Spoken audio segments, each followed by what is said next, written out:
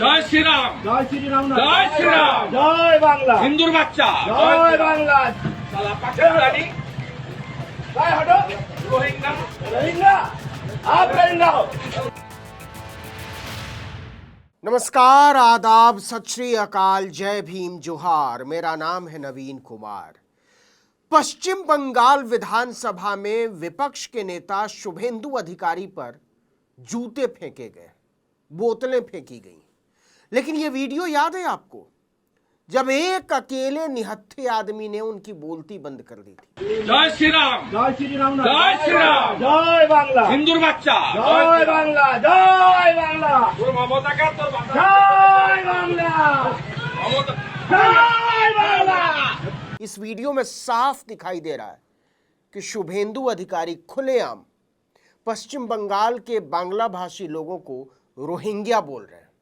इसका विरोध किए जाने पर राज्य की मुख्यमंत्री ममता बनर्जी के लिए अपशब्द इस्तेमाल करते हैं शुभेंदु अधिकारी। इस पर वो निहत्था आदमी कहता है कि रोहिंग्या हम नहीं, आप हैं। সালা পাকিস্তানি जय हटो রোহিঙ্গা। रोहिंग्या, आप रोहिंग्या हो। इस घटना के 24 घंटे के भीतर बंगाल की जनता ने बंगाल में बीजेपी के सबसे बड़े नेता को खदेड़ लिया। उनके काफिले में शामिल लोगों को जनता ने दौड़ा दौड़ा कर पीटा है। इस मारपीट के बाद उन्होंने आरोप लगाया कि उनके काफिले पर यह हमला तृणमूल कांग्रेस कार्यकर्ताओं ने किया है। टीएमसी ने इन आरोपों को सुनियोजित नाटक करार दिया है और कहा है कि शुभेंदु अधिकारी दरअसल ड्रामा कर रहे हैं। अब सुनिए पूरी घटना। शुभेंदु अधिकारी कूच बिहार में पुलिस अधीक्षक कार्यालय के बाहर यानी एसपी ऑफिस के बाहर बीजेपी की एक रैली में हिस्सा लेने के लिए उत्तर बंगाल के दौरे पर थे। बीजेपी कार्यकर्ताओं ने जिले में पार्टी विधायकों पर हाल में हुए हमलों के विरोध में कूच बिहार एसपी ऑफिस का घेराव करने की योजना बनाई थी। लेकिन जैसे ही शुभेंदु अधिकारी कूच बिहार में दाखिल हुए, उनके खिलाफ जमकर नारेबाजी होने लगी। इतना ही नहीं, उन्हें खगराबाड़ी इलाके के पास काले झंडे भी दिखाए गए, बेहिसाब बेशुमार। बीजेपी नेताओं के मुताबिक तृणमूल कांग्रेस के कार्यकर्ताओं की भारी भीड़ काले झंडे लेकर दोपहर 12:30 बजे से ही खगराबाड़ी चौराहे पर जमा हो गई थी और जैसे ही शुभेंदु अधिकारी का काफिला वहां से गुजरना शुरू हुआ, प्रदर्शनकारियों ने वापस जाओ के नारे लगाने शुरू कर दिए। इतना ही नहीं, खुद भाजपा के लोगों ने कहा कि पब्लिक ने हमारी नेता की गाड़ी पर जूते फेंके, बोतलें फेंकी, जूतों की बारिश शुरू हो गई। आरोप यहां तक है कि लोगों ने पूर्व केंद्रीय मंत्री निशित प्रामाणिक की बुलेट प्रूफ गाड़ी के शीशे तोड़ दिए। इस जूतेबाजी में पुलिस की एक गाड़ी के शीशे भी टूटे। और सुनिए, शुभेंदु अधिकारी के सामने घोकसाडांगा क्षेत्र की जनता ने गली गली में शोर है, शुभेंदु अधिकारी चोर है, वापस जाओ जैसे नारे भी लगाए। ये भी बात बीजेपी के कार्यकर्ताओं ने ही कही कि लोगों ने हमारे नेता के मुंह पर उन्हें चोर कहा, उनके ऊपर जूते फेंके और इसके बाद काले झंडों की भरमार कर दी। और फिर आदतन शुभेंदु अधिकारी ने अपनी आंखों से आदमी का एक्सरे करते हुए आरोप लगाया कि तृणमूल कांग्रेस रोहिंग्याओं को लेकर आई थी, जो क्षेत्र में घुसपैठ करके वहां रह रहे हैं, उन्हीं के जरिए उन पर हमला करवाया गया। भाजपा नेता ने आरोप लगाया कि जिस कार से वो जा रहे थे उसे रॉड और लाठी डंडों से तोड़ने की कोशिश की, लेकिन नाकाम रहने के बाद पत्थरों से हमला करके उनकी बुलेट प्रूफ गाड़ी के शीशे तोड़ दिए गए। उन्होंने कहा कि आज मैं जिंदा हूं तो बुलेट प्रूफ गाड़ी के कारण जिंदा हूं। वहीं पूर्व केंद्रीय मंत्री निशित प्रामाणिक ने आरोप लगाया कि हमले का नेतृत्व उत्तर बंगाल विकास विभाग के मंत्री उदयन गुहा कर रहे थे। हालांकि इसके साथ ही उन्होंने ये भी कहा कि मैंने उन्हें देखा नहीं, वो कहीं नजर नहीं आए। लेकिन उन्होंने दावा किया कि गुहा एक स्थानीय धार्मिक संस्थान में मौजूद थे और वहीं से उन्होंने भीड़ को हमले को अंजाम देने का निर्देश दिया।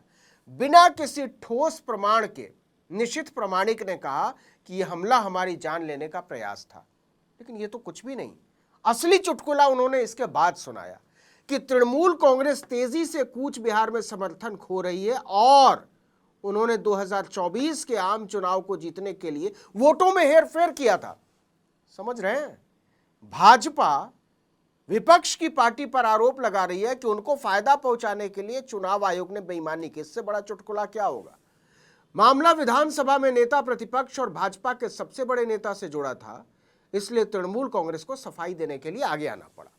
उसने शुभेंदु अधिकारी और बिना प्रमाण वाले निशित प्रामाणिक के आरोपों को सिरे से खारिज करते हुए कहा कि इस हमले में टीएमसी का कोई भी कार्यकर्ता शामिल नहीं था और यह हमला दरअसल बीजेपी की आंतरिक कलह का नतीजा है।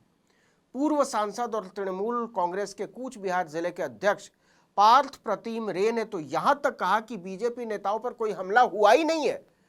टीएमसी के कार्यकर्ताओं ने अधिकारी के खिलाफ प्रदर्शन जरूर किया, लेकिन कोई हमला नहीं किया। उन्होंने कहा कि बीजेपी ने आंतरिक समर्थन जुटाने और मीडिया का ध्यान अपनी तरफ खींचने के लिए हिंसा की इस थ्योरी को गढ़ा है।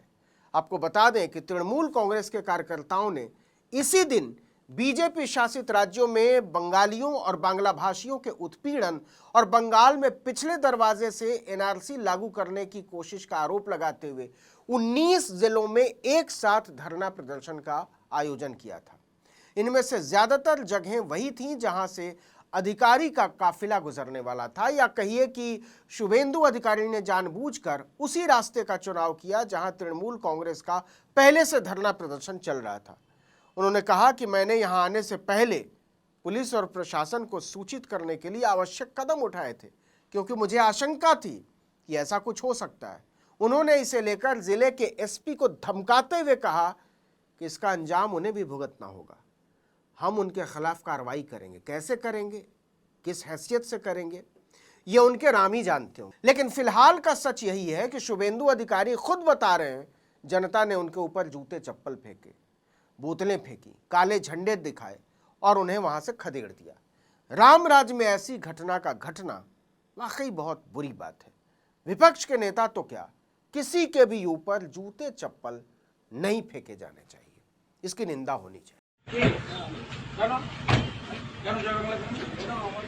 जय श्री राम, जय श्री राम, जय श्री राम, जय बांग्ला, हिंदुर বাচ্চা, जय बांग्ला, जय बांग्ला, তোর মমতা কার তোর বাতা जय बांग्ला, মমতা जय बांग्ला, हटाओ गया, जय हटाओ बांग्ला, गया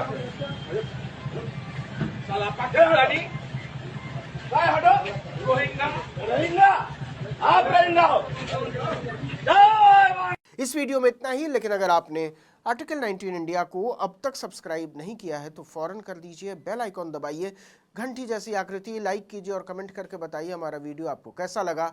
हमारा ट्विटर हैंडल है article19_India और मेरा ट्विटर हैंडल है नवीन जर्नलिस्ट। नमस्कार।